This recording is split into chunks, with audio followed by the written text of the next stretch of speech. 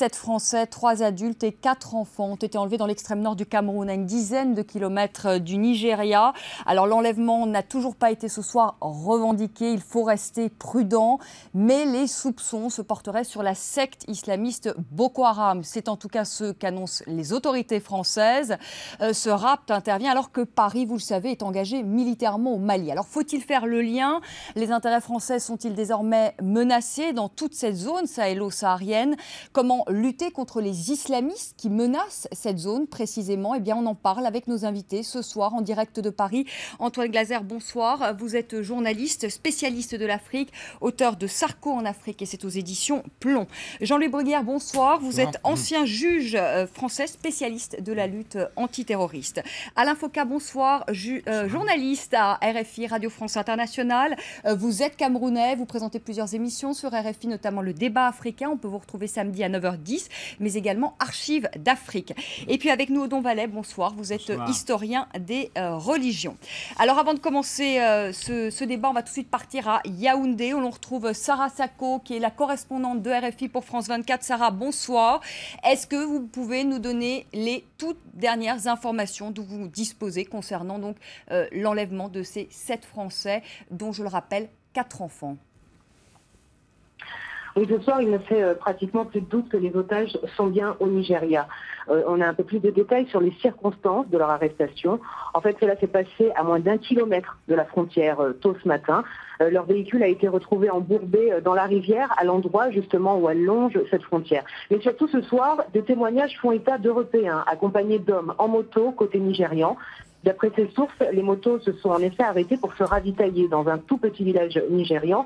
Témoignage du chef de ce village et de plusieurs de ses habitants qui nous ont été rapportés il y a quelques minutes. On sait également que la famille, il s'agit d'une famille expatriée ici au Cameroun, dont l'un des membres travaille pour GDF Suez. L'entreprise a confirmé ce soir l'enlèvement d'un de ses collaborateurs. Et la famille compte, vous l'avez dit Vanessa, 4 enfants en bas âge, des enfants de moins de 12 ans. Sur les ravisseurs, en revanche, pas plus d'informations. La piste Boko Haram est désormais clairement évoquée par les autorités françaises, également ici par de nombreuses sources au Cameroun. Et j'ajoute que c'est la toute première fois que des Occidentaux sont ainsi kidnappés dans cette région de l'extrême nord, où il faut le préciser, Boko Haram fait régulièrement des incursions, mais plutôt comme sur une base arrière, c'est-à-dire sans exaction à l'encontre des populations locales ou encore des étrangers.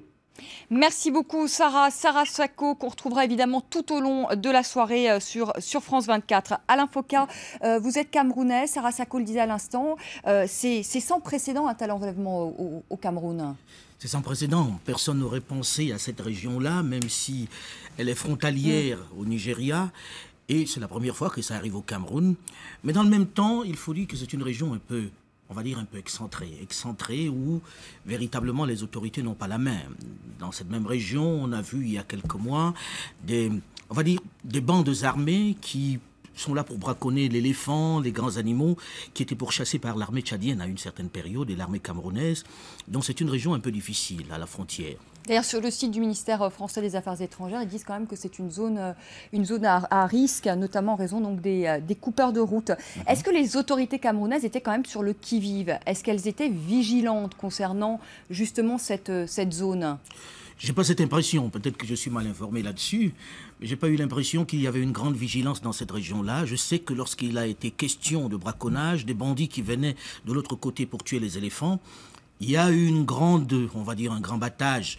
La police s'est déplacée sur place, s'est beaucoup mobilisée pour les caméras, je crois, mais il n'y a pas eu grand-chose en réalité. Est-ce que les frontières sont poreuses entre le Nigeria et le Cameroun? Je ne sais pas si on peut voir une carte quand même pour que le téléspectateur puisse un peu visualiser. Parce qu'en réalité, vous êtes à la frontière entre 3 États, c'est-à-dire il y a le Cameroun, il y a le Tchad et il y a le Nigeria. C'est des frontières très très poreuses. Du côté du Tchad, vous avez le lac qu'il faut traverser pour passer dans l'autre pays.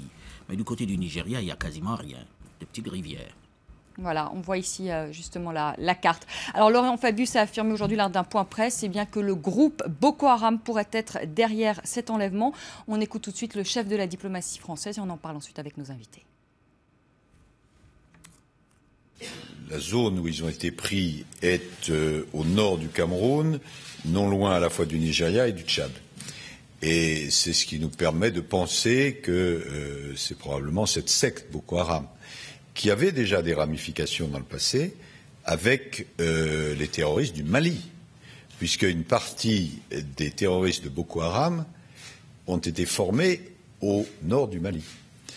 Et donc, si tout cela est confirmé, ça signifie que la lutte contre les groupes terroristes, la diversité des groupes terroristes, est une nécessité absolue. Antoine Glaser, pour vous, ça ne fait pas de doute, c'est Boko Haram qui est derrière cet enlèvement, parce qu'on parle aussi d'un autre groupe qui s'appelle Ansarou. C'est-à-dire, vous avez Boko Haram. En fait, Boko Haram, ils n'ont pas besoin du nord du Mali. Boko Haram, c'est un mouvement qui existe depuis, dans le chef, c'était Mohamed Youssouf, dont la capitale, d'ailleurs le fief, il est né à Maïdougouri, ça veut dire très proche de la frontière du Cameroun. C'est un fief d'islamistes radicaux. Et c'est vrai que Boko Haram existe depuis très longtemps, mais Boko Haram a toujours mené une lutte qui était une lutte au sein du Nigeria pour appliquer la charia au Nigeria, d'abord au nord, là où il y a les musulmans, et ensuite, si c'est possible, au sud. Mais c'était vraiment un groupe local, Boko Haram. Il y a eu des centaines de morts. Mohamed Youssouf est mort, a été tué par la police nigérienne de 2009. Mais à partir de Boko Haram, il y a des groupes dissidents qui sont beaucoup plus de djihadistes islamistes. Le groupe Ansarou, qui a enlevé Francis Collomb au nord du Nigeria, au Katsina, au mois de décembre, a enlevé le week-end dernier 7 occidentaux dans une société libanaise, c'est Traco. Mais comme ce n'est pas évidemment des Français, on en parle beaucoup moins ici. Mais je veux dire, il y a des enlèvements réguliers. On n'a pas du tout parlé, mais c'est le même groupe, Ansarou, qui a enlevé le Français, qui a enlevé aussi ces 7 occidentaux. Il y avait des Libanais, Syriens, ce week-end. Alors, on peut supposer, mais je veux dire, on dit Boko Haram de cette façon-là, mais je veux dire, tout le monde sait que quand les gens de Boko Haram sont poursuivis au nord du Nigeria, ils vont souvent se réfugier au nord du Cameroun, au Niger et au Tchad. C'est toute cette région qui est en ébullition. C'est pas... Est-ce qu'il n'y a pas un risque? Parce que ce soir, on dit Boko Haram, mais en réalité, ceux qui sévissent, qui disent qu'ils sont des groupes islamistes, c'est des bandes armées, en réalité, c'est-à-dire des bandes armées qui prennent, on va dire, une franchise, en réalité, parce qu'aujourd'hui, ils savent que quand vous enlevez un occidental, non seulement vous faites parler de vous, mais en plus, il y a des chances que vous touchiez une rançon. Surtout si c'est la France qui paye les rançons. On aura l'occasion d'en reparler tout à l'heure. C'est ça qui rend les choses. Ce qu'il y a de nouveau quand même, c'est que les enlèvements au sud du Nigeria, on sait bien, c'est les enlèvements dans le delta du Niger. Là, c'est vraiment pour obtenir des rançons. Dans le nord, là où il y a une violence religieuse, il y a eu un certain nombre, il y a eu de Britanniques et autres, des gens qui ont été assassinés. Donc, je veux dire, c'est beaucoup plus violent et religieux que dans les enlèvements dans le sud. Alors justement, Odo Walla, est-ce que vous pouvez nous en dire un peu plus sur cette secte Boko Haram et justement sur l'aspect religieux, parce qu'on parle bien d'une secte. Boko Haram, ça veut dire en gros l'éducation occidentale est un péché. Alors c'est quoi l'Occident, hein? Pour eux, tout Européen est un croisé. Ce n'est évidemment pas vrai. François Hollande n'est pas un fanatique des églises. Maintenant, le Cameroun, vous avez eu les Allemands, ensuite les Anglais, les Français, mandat de la SDN, le Nigeria, c'est plutôt anglophone.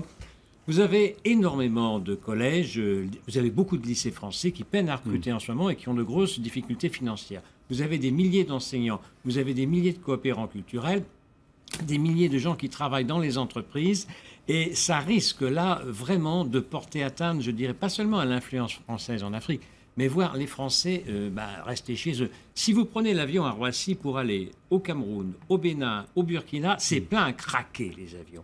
Plein à craquer. Ce sont des gens qui sont dans l'humanitaire, dans l'enseignement, c'est pas des capitalistes. Mais là, qu'est-ce qu'on va faire? Il ne faut pas céder à la panique. Il faut être prudent, mais il ne faut pas céder à la panique. Vous remarquerez une chose, c'est qu'il y a de plus en plus de Chinois dans cette région du monde. Ils sont pour rien dans le terrorisme, mais on n'a jamais enlevé un seul Chinois. Le vrai risque, c'est qu'à moyen terme, il y ait de moins en moins de Français, de moins en moins d'Anglais, et à ce moment-là, Boko Haram aurait gagné. Donc je crois qu'il faut garder son sang-froid. On a déjà vu au Mali que beaucoup de gens se demandent est-ce que je vais faire ma valise pour rentrer en France? Il ne faudrait pas que ça soit pareil dans ces pays. Bien sûr, au Cameroun... On peut comprendre la peur aujourd'hui des expatriés qui vivent sur place. Douala ou Yaoundé, c'est très loin. Mais en même temps... C'est à plus de 1000 km. On est en train de parler de quelque chose qui s'est passé, un peu comme s'il se passait quelque chose en Corse. En même temps... Et puis d'un coup, à Paris, on se dit... On est en train de vivre un grand danger en étant dans le territoire. Oui, mais il faut faire attention parce on est quand même assez loin. Hein. Les expatriés vont faire du tourisme dans ces parcs nationaux. C'est pareil dans les autres pays. C'est une des rares distractions. Ce sont des parcs magnifiques, beaucoup plus authentiques qu'en Afrique de l'Est et en Afrique du Sud. C'est une des rares recettes touristiques de ces pays. Il ne faudrait pas que tout ça s'effondre. Donc moi je dis il faut être Ce serait peut-être d'ailleurs un boulevard justement pour ces islamistes. Voilà. On aura l'occasion d'en parler s'il n'y a plus de recettes justement liées au tourisme. Déjà dans l'ensemble du Sahel, il n'y a plus ni touristes ni d'ONG. Ni d'ONG. Et on commence à voir des gens, des expatriés qui se disent mais est-ce que je vais continuer à aller enseigner dans telle ou telle école ou lycée? Il y a des écoles au Cameroun qui sont catholiques, il y en a qui sont de l'État français. Au Nigeria, il y en a plein qui sont anglophones, il y a des missions protestantes, etc. Boko Haram, ce qu'il veut, c'est que la charia soit dans tous les États, du nord comme du sud, et au sud, c'est les chrétiens. Le Nigeria est le deuxième pays protestant du monde. Le Cameroun est le pays catholique qui a le plus de prêtres de toute l'Afrique. Alors, qu'est-ce qui va se passer? Si on cède à la panique, c'est très dangereux.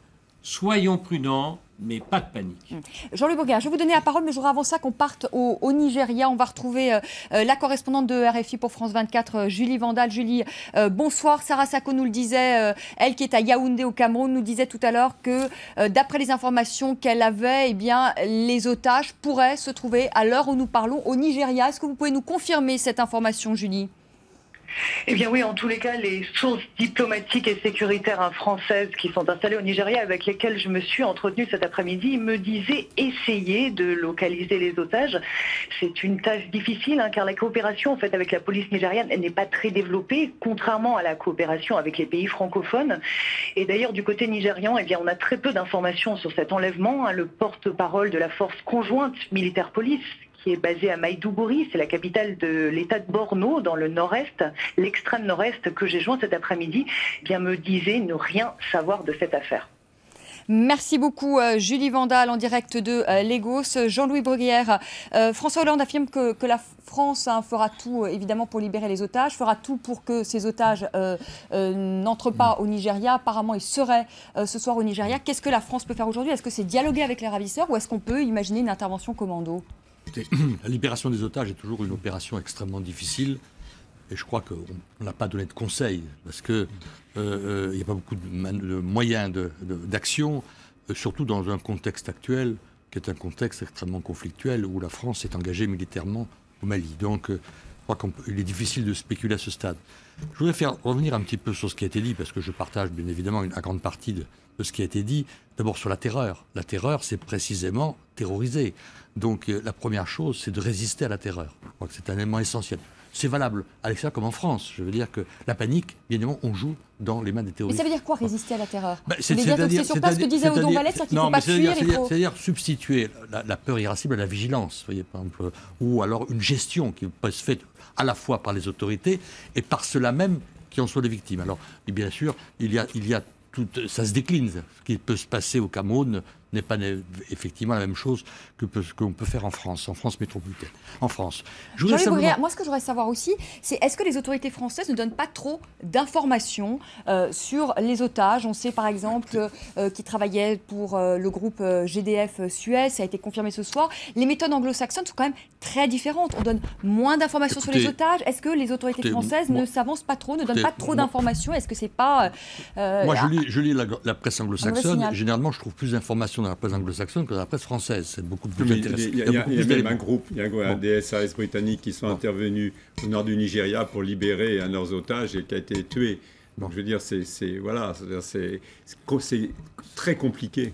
Est-ce que ça ne vient pas aussi du fait qu'il faudrait peut-être qu'on commence par là? Dès qu'il y a ce type d'enlèvement, il y a un battage extraordinaire autour de la question et en plus, on a pris l'habitude de payer des rançons. À partir du moment où on prend l'habitude de payer des rançons, les gens ils se disent ces Français sont des dollars sur pattes que l'on peut prendre à tout moment. Est-ce qu'au départ, on ne devrait pas s'interroger déjà sur la méthode de traiter ce type d'affaires? C'est-à-dire, on a enlevé quelqu'un, on n'entre pas en négociation avec des gens pour leur donner de l'argent parce qu'ils disent clairement qu'ils veulent de l'argent. Mais c'est intéressant ce que vous dites, Alain Foucault, parce que je lisais aujourd'hui, selon le Intel Center Media List, qui est un centre américain de recherche spécialisé sur les questions de sécurité, eh bien la France serait le pays occidental qui a le plus de ressortissants pris en otage aujourd'hui dans le monde. Est-ce que c'est le fait, Jean-Louis Bruguière, justement, que la France paye des rançons? Ça, c'est un secret de... Non, mais si vous voulez, pour revenir globalement, d'abord, je crois qu'il y a un élément qui est important, c'est qu'au-delà de ce qui a été dit très justement sur Boko Haram, il y a eu une mutation qui s'est opérée en 2010-2011 par des liens entre Boko Haram et l'AQMI. Pas le Mujao, mais l'AQMI, et notamment Abu Zaïd. Donc il est certain que le groupe Boko Haram a été formé militairement par des camps et qu'il y a eu des connexions. On a suspecté certaines connexions avec les Chebab, mais ce n'est pas établi. Et donc, il y a eu un renforcement qui a été fait sur aussi un plan financier, par les acquis de l'AQMI, et puis également les incidences donc, de l'effondrement du régime de Kadhafi et la libération d'un stock considérable d'armes qui alimentait donc le marché noir. Donc là, vous ne répondez pas trop sur la question des rançons. Des rançons, mais les rançons, c'est évident. Comment se finance l'AQMI? Elle se finance par des rançons, elle se finance également par le contrôle donc, du trafic de drogue et des armes et des cigarettes. Donc, notamment Marc Trévidic, sur notre antenne, disait qu'un otage français valait 5 millions d'euros. Oui. Je voudrais faire deux remarques. Une qui est un petit peu inquiétante, c'est le coût des motos. On n'avait pas tellement vu ça jusqu'à présent, c'était plutôt des pick-up. Là, des petites motos, il y en a partout dans ces pays-là, des 125 cm3 chinoises. Vous prenez votre petite moto, vous mettez votre casque intégral, ça vaut bien une cagoule, vous passez complètement inaperçu dans le trafic et c'est très difficile de détecter un terroriste potentiel. Ça, c'est un premier point. Deuxième point, faut faire attention. Il y a beaucoup de musulmans. Bon, le Nigeria, il y a une légère majorité de musulmans. Le Cameroun, il y a une forte minorité de musulmans. Les musulmans camerounais sont dans leur immense majorité pacifique, mais il faut faire attention qu'il n'y ait pas une propagande des djihadistes auprès de ces musulmans. Il ne faut pas qu'on confonde tous les Camerounais musulmans avec les terroristes. Politiquement, ce n'est pas facile à gérer. Parce que vous avez incontestablement dans cette région du monde une tendance de certains fondamentalistes à radicaliser leur position. Il ne faut surtout pas leur donner du grain à moudre. Antoine Glaser, est-ce qu'on peut espérer une bonne coopération entre le Nigeria et les autorités camerounaises parce qu'ils vont devoir travailler ensemble avec la France ? Franchement, on ne peut pas dire ça. Je veux dire, le Nigeria a été en conflit pendant très longtemps avec le Cameroun pour la région de Bakassi, région pétrolière qui est finalement revenue au Cameroun. On ne peut pas dire qu'il y a une grande coopération. Il faut dire que même le Nigeria, même en tant que Nigeria, a beaucoup de mal à lutter contre Boko Haram. On en parle peu ici, mais c'est des centaines de morts. À Noël dernier, il y a encore eu je ne sais pas combien d'églises chrétiennes qui ont été attaquées.